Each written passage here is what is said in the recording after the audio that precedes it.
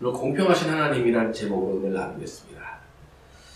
도둑질 하지 말라라는 제 8계명입니다.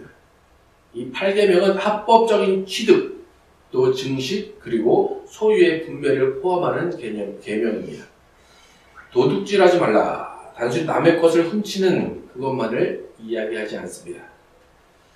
또 이 계명은 많은 것을 소유한 사람들과 함께 또 많이 가지지 못한 자들을 함께 배려하는 계명입니다.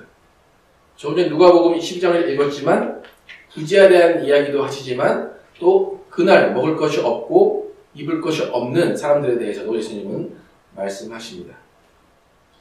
하나님은 우리가 땀 흘려서 일하기를 원한다면 우리에게 먹을 것, 입을 것, 마실 것을 책임져 주신다라고 성경은 이야기합니다. 이 말씀은 재산이 풍성해질 것이다. 그것이 아니라 누구나 공평하게 생명을 이어갈 수 있게 해주시겠다는 거예요. 이 세상의 근심 중에 70% 이상이 다 돈과 관련되어 있는 근심이라고 해요.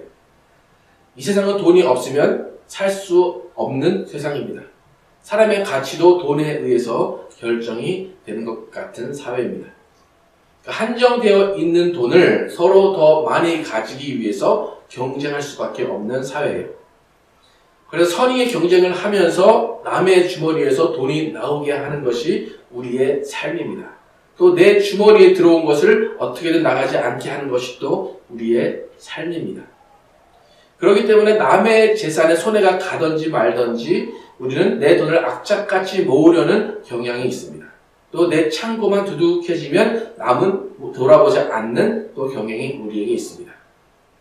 그러니까 이렇게 우리 위주로 살아가는 내 재산을 모으고 내 창고를 두둑하게 하려는 그 마음을 향해서 하나님께서 도둑질하지 말라라는 계명을 주시는 것입니다. 그러니까 우리는 우리의 삶 가운데 도둑질하지 말라는 계명을 어길 수밖에 없는 삶을 살아간다는 거예요. 내 재물을 아끼고 나의 돈을 아끼고 보호하는 건 나쁜 일은 아니지만 그렇게 하기 위해서는 때로는 남에게 손해를 끼쳐야 되고 때로는 나의 이익을 위해서 남의 손해를 못 본 척 해야 될 때도 있다는 거예요. 나의 내일의 안정을 위해서 오늘 누군가가 굶어 죽더라도 그냥 나의 내일을 위해서 그 사람을 몰라라 할 수밖에 없는 상황에 있을 때도 있다는 거예요. 하나님은 온 인류에게 공평하게 해와 비를 내리시고 모든 식물과 동물을 주셨습니다. 처음에 하나님이 인류에게 모든 만물을 주셨을 때는 개인의 소유의 개념이 아니라 그냥 주시는 대로 함께 받아 먹고 누리는 것이었어요. 그런데 아담과 하와의 타락 이후로 인간은 땀을 흘리고 경작을 하게 되었습니다. 땀을 흘리고 경작을 한다는 것은 뭐냐면 얼마나 비옥한 땅을 골라서 심었느냐에 따라서 경작이 달라지는 거예요. 또 얼마나 땀을 흘리느냐에 따라서 자연스럽게 어떤 사람 더 가지게 되고 어떤 사람 덜 가지게 되는 현상이 자연스럽게 벌어진다는 거예요. 그 결과 많이 가진 자가 나오고 적게 가진 자가 나오면서 많이 가진 자가 강자처럼 되어버리는 양육강식의 구조가 생깁니다.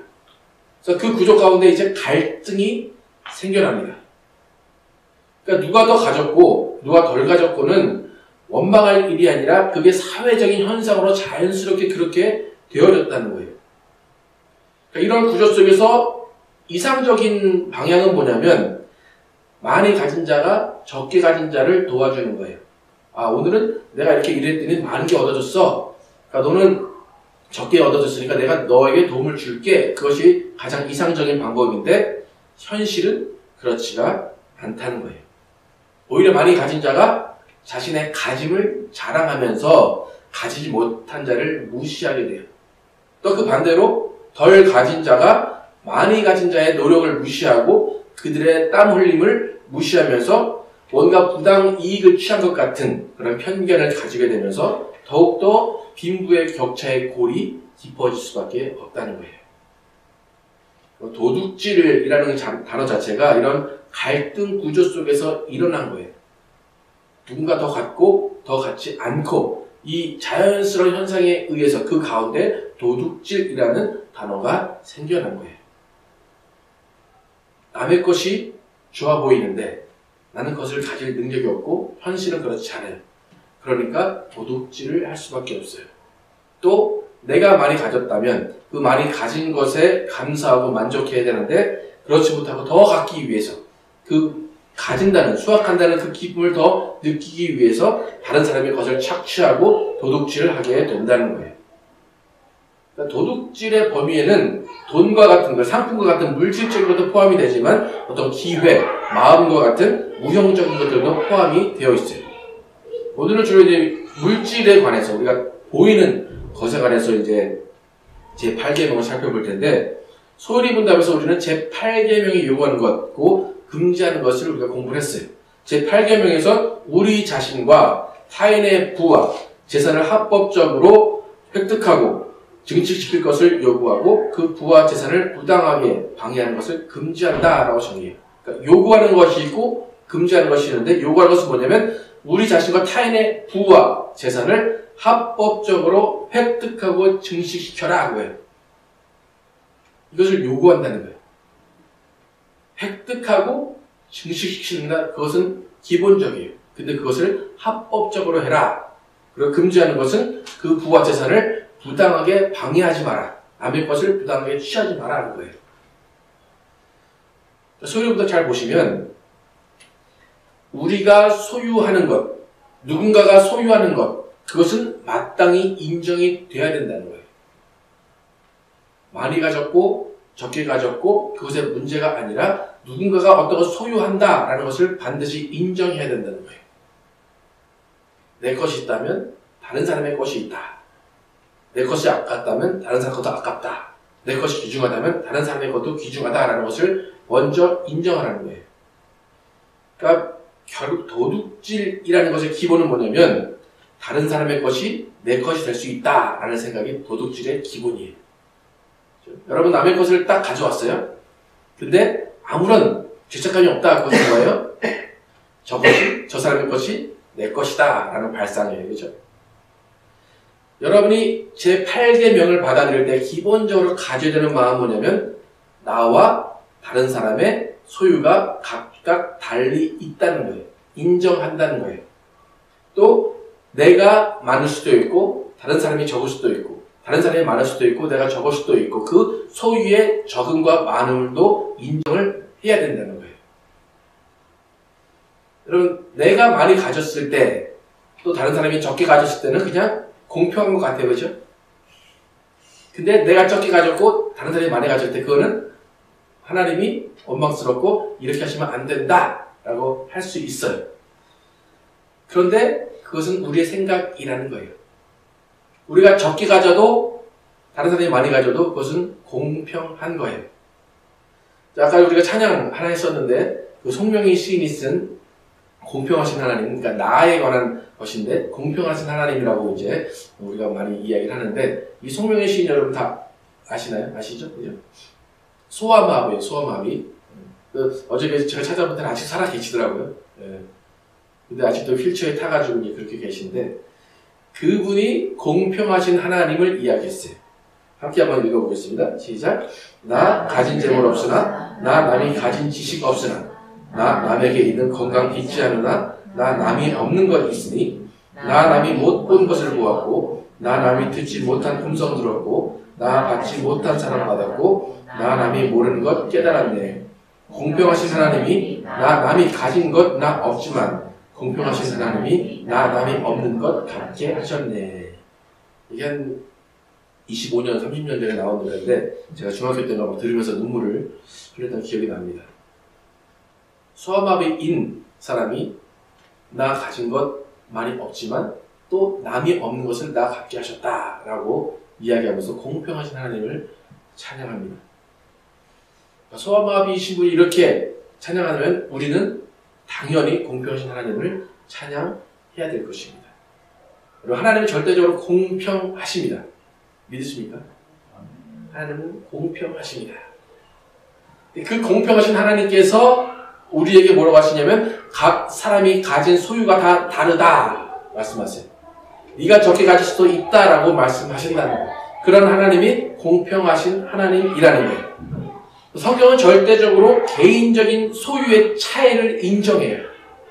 성경은 복을 이야기하고 땅을 차지하라고 하고 풍성한 삶을 살라고 하는데 그 가운데 공평한 그 가운데 서로의 가짐이 다르다라고 이야기한다는 거예요. 그래서 성경에는 부자가 있고 가난한 자가 있어요. 성경은 절대로 부자가 일방적으로 나쁘다 그렇게 이야기하잖아요.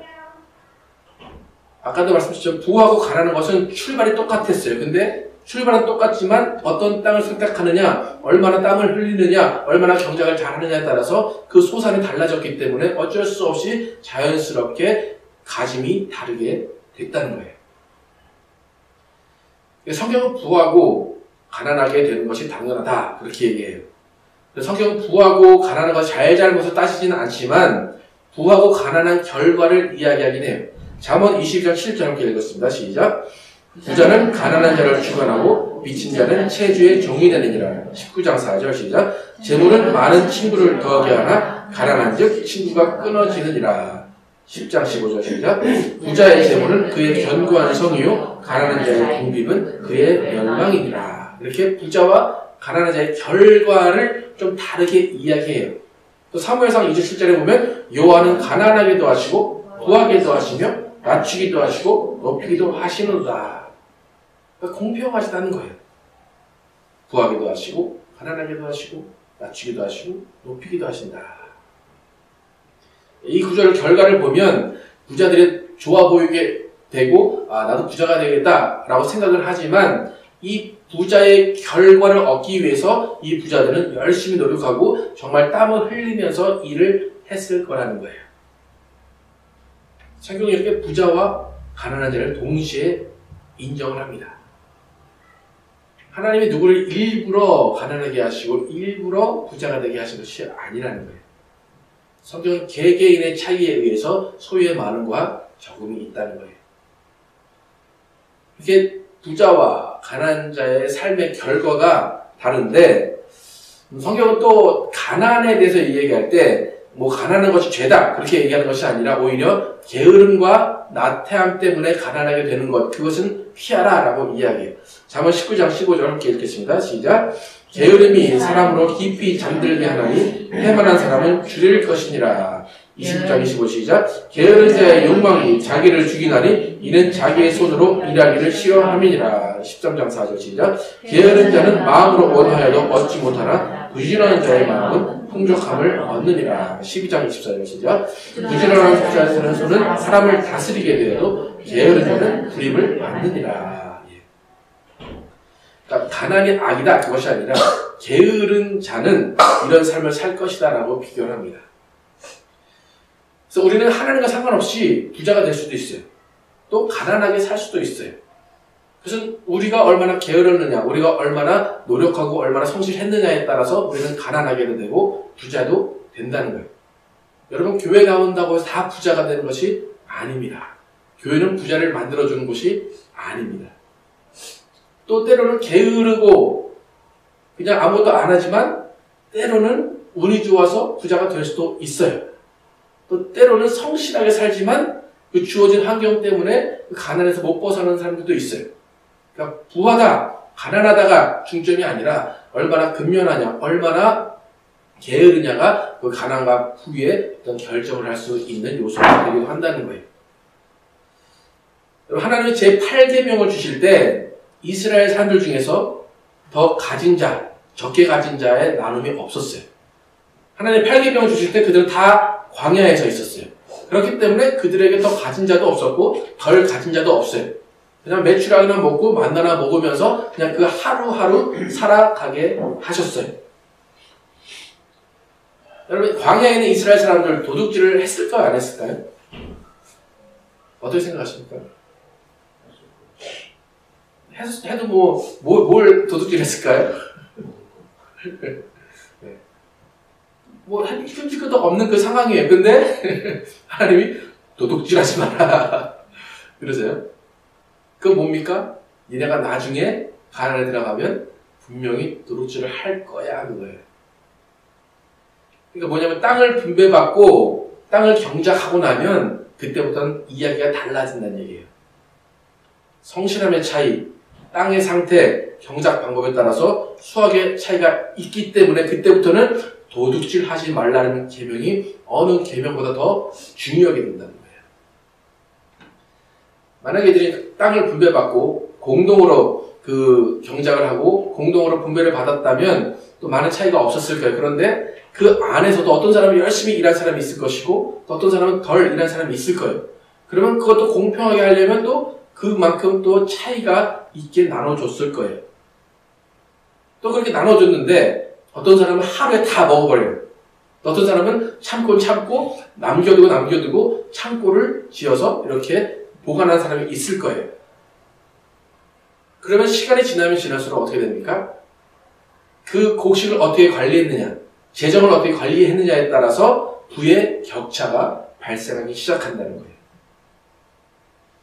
전에 TV에서 누군가 그렇게 얘기를 했는데 돈을 버는 가장 좋은 방법은 돈을 쓰지 않는 것이다 라고 얘기했어요. 돈을 안 쓰면 돈이 모인다는 어떤 기본적인 그런 철학을 가진 사람이었어요. 그럼 부의 차이, 빈부의 격차는 하나님이 일부러 불공평하게 시작하신 것이 아니에요. 인간 스스로가 만들어낸 사회적 현상이에요. 아끼면 그만큼 축적할 수 있는 지혜를 가진 사람이 부를 축적한다는 거예요. 그리고 그 부는 또 상속이 되기 때문에 그 상속되는 대로 자녀들이 부유할 수도 있다는 거예요. 그런데 그 부의 빈부 때문에 전쟁이 일어나고 서로 빼고 빼앗기는 과정 가운데 갈등이 일어나기도 하고 또 타협이 일어나기도 하면서 인간의 역사가 만들어집니다. 이렇게 도둑질하지 말라라는 이 계명이 간단한 것 같지만 이 계명으로 인해서 인간의 역사가 이루어지고 갈등이 이루어지고 타협이 이루어지고 강자와 약자가 이루어진다는 거예요. 여러분 도둑질하지 마라 이 계명 여러분이 들으시면 첫 번째로 여러분은 공평하신 하나님을 인정해야 돼요. 그리고 여러분은 각자의 소유가 다를 수 있음을 인정해야 된다는 거예요. 또 그 각자의 소유의 다름은 그 사람이 얼마나 노력했느냐, 얼마나 근면했느냐, 얼마나 나태했느냐에 따라서 달라진다는 것도 여러분이 기억을 하셔야 돼요. 그래서 우리가 생활을 할 때 이 제8계명을 가지고 어떻게 생활을 해야 되냐면 하나님을 인정하고 서로 다름을 인정하고 그 안에서 네 것이 있고 내 것이 있다. 그런 내 것과 네 것은 우리 자신들의 노력에 의한 결과다라는 것을 인정해야 된다는 거예요. 조막한 소요리 문답을 우리가 읽었는데 대요리 문답에 보면 이 도둑질하지 말라는 명령이 요구하는 생활 방식을 10가지로 이야기해요. 그러니까 이제 공부한 사람들은 알겠는데 한번 쭉 한번 읽어볼게요. 1번부터 10번까지 시작. 거래와 계약에서의 진실과 신실과 공의, 그 다음에 각자의 마땅한 몫을 주는 것, 그 다음에 정당한 배상, 그 다음에 타인에게 베푸는 것, 그 다음에 재물에 대한 절제, 물건들의 보호와 연구, 직업에 대한 근면한 자세, 검소한 생활, 불필요한 소송과 보증을 피함, 합법적인 부의 획득과 증식. 도둑질하지 말라라는 계명이 요구하는 생활 방식. 이렇게 살아라라는 거예요. 돈을 벌기 위해서 계약을 하거나 사업적인 거래를 할 때 속이지 말라는 거예요. 또 마땅한 몫을 주라는 거예요. 또 손해보게 한 것이 있다면 정당한 배상을 하라는 거예요. 또 내가 남보다 많이 가졌다면 그것을 베푸는 것도 이 도둑질하지 말라는 계명에 들어간다는 거예요. 돈이 많아도 절제하며 살아야 돼요. 또 물건들과 환경을 보호하며 사는 것도 도둑질하지 말라는 계명 안에 포함이 돼요. 또 중요한 것은 근면한 자세로 땀을 흘리는 노력을 해야 된다는 것이고 갈등이 생겼을 때 소송하기보다는 서로 원만한 합의를 통해서 화목하고 조화를 이루는 거예요. 이렇게 요구하는 것들이 있어요. 그렇다면 대요리 문답에서 금지하고 있는 것, 도둑질하지 말라라는 그 계명을 가지고 금해야 되는 것들이 무엇인가 14가지가 있는데 함께 읽어보겠습니다. 시작. 인신매매, 작물 소유, 속이는 저울, 지계교 제거, 고리대, 뇌물수수 및 공여, 소송 남용, 불법적 감금 추방, 매점 매석, 임금 미지급, 재물에 대한 과도한 사랑, 재물에 대한 산만한 염려와 노력, 타인의 번영에 대한 질투, 표절, 커닝, 불법 옥죄. 도둑질하지 말라는 그 금지된 것, 하지 말아야 되는 것들을 쭉 이렇게 나열해요. 이것을 하나로 보면 그냥 주로 자신에게만 유리하도록 속이고 다른 사람의 것을 부담으로 취하는 것을 금하고 있다는 거예요. 그리고 우리는 관계 가운데 살아가요. 또 공동체 가운데 살아가요. 그 모든 관계 가운데 우리는 도둑질하지 말라는 계명의 원리를 지켜나가는 거예요. 그러니까 내가 소중하면 다른 사람도 소중하다는 거예요. 그것을 인정하고 그 노력을 칭찬해 줘야 된다는 거예요. 초대교회 교인들은 성경을 통해 보면 부자가 꽤 있었던 것 같아요. 그래서 그들이 예수를 믿고 변화되고 그들의 소유를 함께 나누었다고 성경은 이야기합니다. 사도행전 4장 함께 읽겠습니다. 시작. 믿는 무리가 한 마음과 한 뜻이 되어 모든 물건을 서로 통용하고 자기 재물을 조금이라도 자기 것이라 하는 이가 하나도 없더라. 사도들이 큰 권능으로 주 예수의 부활을 증언하니 무리가 큰 은혜를 받아 그 중에 가난한 사람이 없으니 이는 밭과 집 있는 자가 팔아 그 판 것을 값을 가져다가 사도들의 발 앞에 두매 그들이 각 사람의 필요에 따라 나누어 주리라. 모든 재산을 모아서 다 분배했대요. 그래서 34절에 보면 가난한 사람이 없다 그래요. 다 공동으로 소유하고 다 넉넉히 살았다는 거예요. 여러분 만약에 이 시대에 여러분이 밭과 집이 있었다. 특별히 여러분이 많이 가졌다. 그럼 여러분은 이 공동체에 속해 있을 것 같습니까? 아니면 다른 데에 있을 것 같습니까? 어떨 것 같습니까? 여러분들 다 내놔야 돼요.